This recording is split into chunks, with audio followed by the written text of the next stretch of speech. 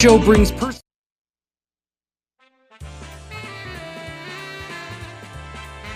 live from the O'Hara Construction Studio in downtown Jackson. It's the Bart Hawley Show. I'm David Rice, inviting you to join Bart and his guests. Jackson County Commission Chair Steve Shotwell. From the Purple Rose Theater, Artistic Associate Rhiannon Ragland. For the Jackson Corral, Matt Snell. From the Jackson Candy and Fudge Factory, Manager Claudina Kessner. And from Disability Connections, Executive Director John Hart.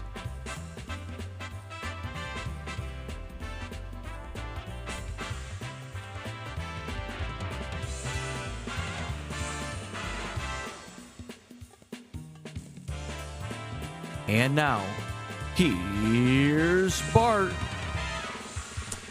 Hello, everyone, and good afternoon. Welcome. Thanks for joining us today, this early afternoon. Beautiful day, beautiful fall day. 57 in Jackson now with sunshine, and it should be really nice for the rest of today. Tonight, another cold night. We had a freeze warning last night. We did dip slightly below freezing. Our overnight low was 31, and we have that threat again overnight tonight. The National Weather Service has issued a frost advisory. The low is forecast to be around 35 with clear skies, so we could get some frost on the pumpkins. Nice day tomorrow, sunny and a high of 67. The weekend looks great. Great weekend for a drive in the country to get some pumpkins and apples. On Saturday, partly sunny, high 64. On Sunday, mostly sunny and high of 69. There is a little bit of chance, little chance of rain late Friday night and into early Saturday, but it's expected to be short-lived. Next week, it's a holiday to start. Monday is Columbus Day, or what else do they call it? Indigenous JTV people, JTV Day. So it might be a holiday for some. 71 and sunny, and Tuesday 72 and sunny. So some really nice weather over the next few days. Thanks to Kelly Express. Well, they don't provide us weather. They just help us bring the weather to you. And they also have some great deals on your favorite snacks, like Keebler crackers, 2 for $2. Uncle Ray's 3-ounce bags of assorted chips, $1.99.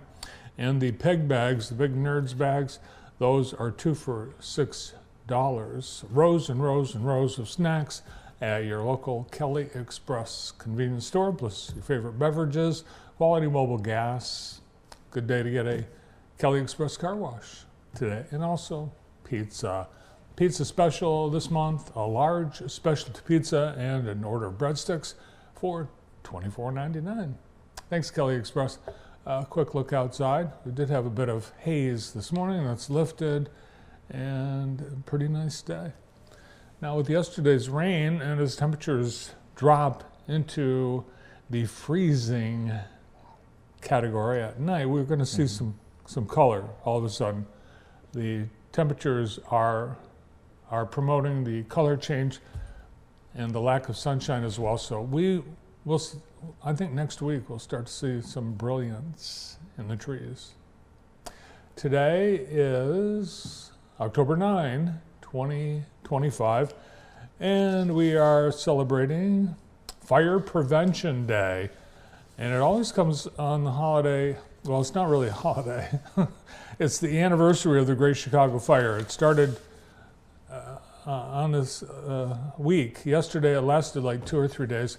Fire Prevention Month is all this month, and it's as we get closer into the heating season, that's when the chances of fires in the home increase. So make sure your home is safe. Make sure you have smoke detectors and fire extinguishers.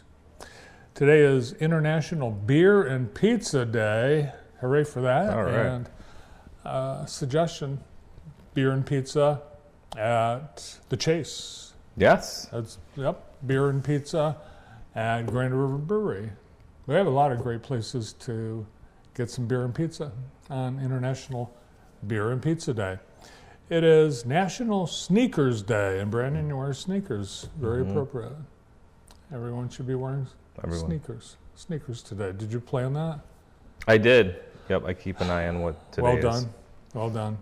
On this day in 1986, the stage musical Phantom of the Opera, written by Andrew Lloyd Webber and starring Michael Crawford, premiered in London, and it was a long-running show, 13,629 performances. And I believe, Brandon, this is your favorite, one of your two favorite Broadway shows. I have always wanted to see Phantom of the Opera. That's on my bucket list.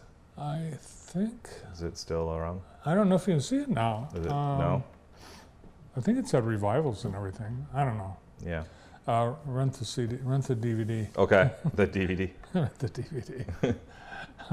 On this day in 1928, I think we all have baseball fever because of the Tigers' win yesterday, and their chances, I feel, pretty good that they'll go back to Seattle and wipe the mat with those guys. Vegas has us as a slight favorite. Really? Yes, we are a slight favorite.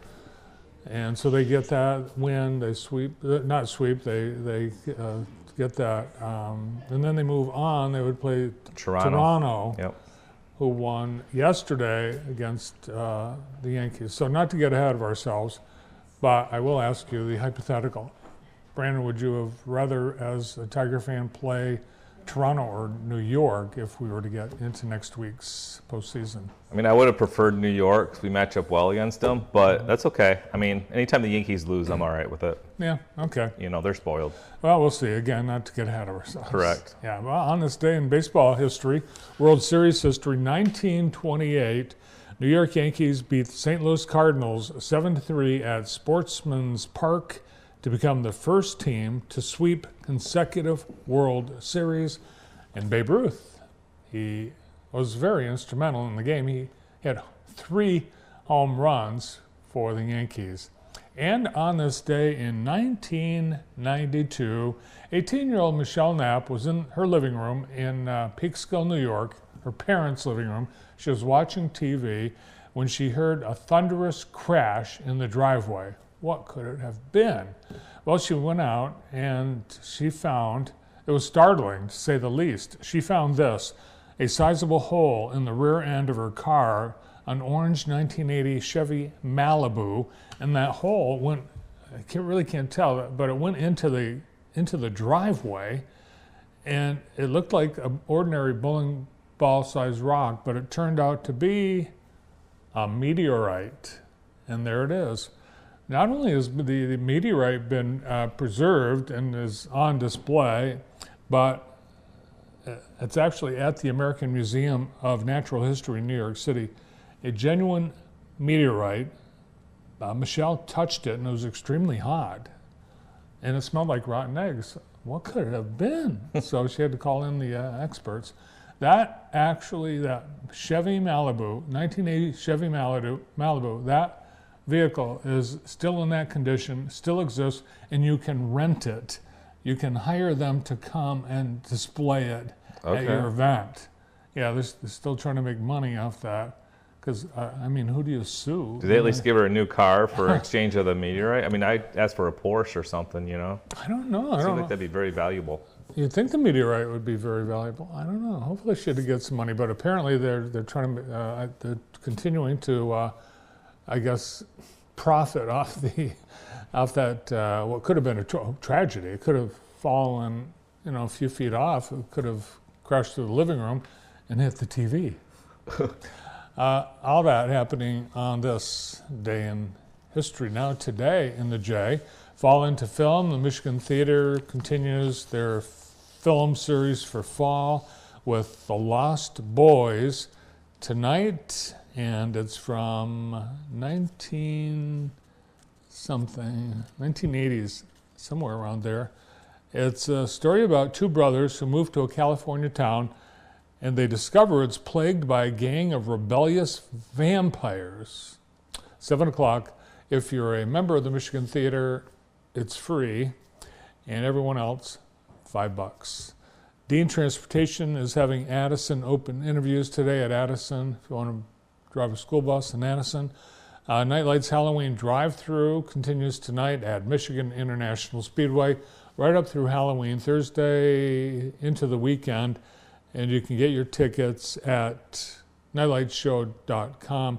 It is family-friendly, and there's nothing scary, so kids won't be scared. Nobody's going to jump out of the bushes. And if you have a Halloween costume you're not using anymore, the Jackson District Library Eastern Branch invites you to drop that costume off so it can be part of their costume closet. And then on October 16th, they'll open up that closet so people can get Halloween costumes for free. So you've got something from years ago that you don't need anymore.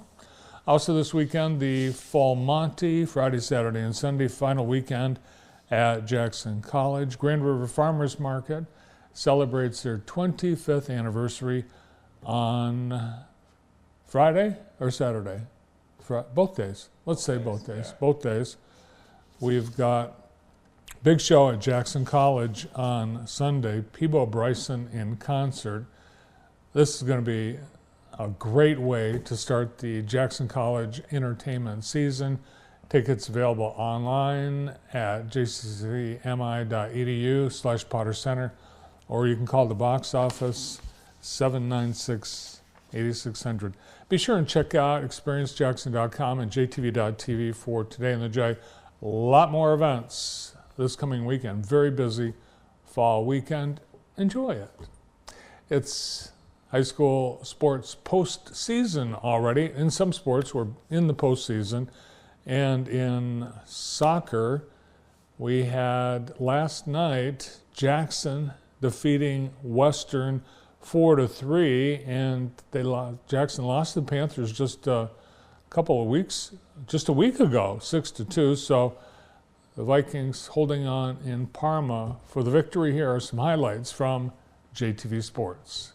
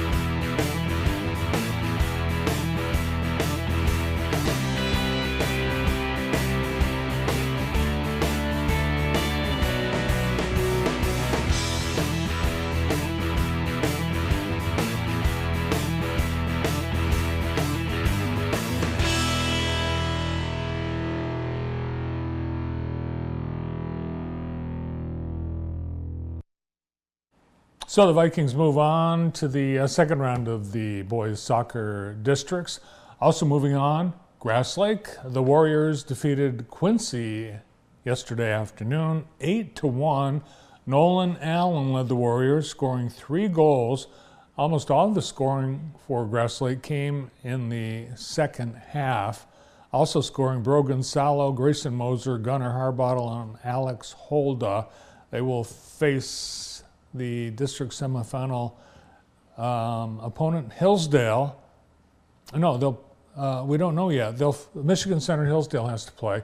Whoever wins that, they will play at Hillsdale against Grass Lake on Monday. And Jackson Christian handily defeated Stockbridge last night, 8-1. They will play the winner of the Jonesville-Leslie game on Monday back at Stockbridge. In tennis regionals, Aiden Carter won the number 3 singles for the Western Panthers. In the regional meet, Lucas Parrott took home the second place in number 1 singles. He qualifies for the state finals. At Mason, the Mounties scored 7 points in the regional meet. And in men's and women's soccer, actually a doubleheader yesterday afternoon at Jackson College. If you get a chance to go see the Jets, take advantage of it. A beautiful complex, athletic complex at JC. In the men's game, Jackson College defeated Ancilla 1-0, but a win's a win. Yeah. Congratulations to the Jets.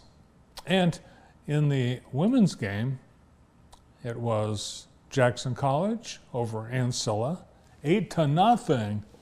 And I believe the women played first and then the men yesterday afternoon. Congratulations. A pretty decent season for the Jets. And one other note from the Center for Family Health Sports scoreboard. At the league championship for the Catholic League, Lumen Christi finished in second place as a team in the boys race in cross country. 3 winners in the top 10. Lumen Christi girls finished in 5th place as a team. Be sure and check out jtv.tv for highlights, results, photo galleries, and more from area sports at jtv.tv. Today's show being brought to you by Accelerate Jackson County. At Accelerate Jackson County, they are making it happen with over $131 million invested, more than 1,300 jobs created, and big wins like the Jackson Technology Park North. From talent development to housing and business growth, AJC is leading the charge. Visit acceleratejacksoncounty.org and be part of the movement. If not us, then who? Stay with us. On today's show, we've got a great lineup of guests, including one of the investors in Accelerate Jackson County, and the County Commission Chair, Steve Shotwell, standing by in the CNB Green Room. He has some breaking news today. Rhiannon Ragland will be here from Purple Rose Theater, from Jackson, from the Northwest High School and the Jackson Corral. Matt Snell, Claudine Kestner, manager of Jackson Candy and Fudge Factory, and from Disability Connections as they continue to celebrate their 100th year with a great inclusion event this week. John Hart, the executive director, rounds out today's show. All this and more. And we're delighted to have you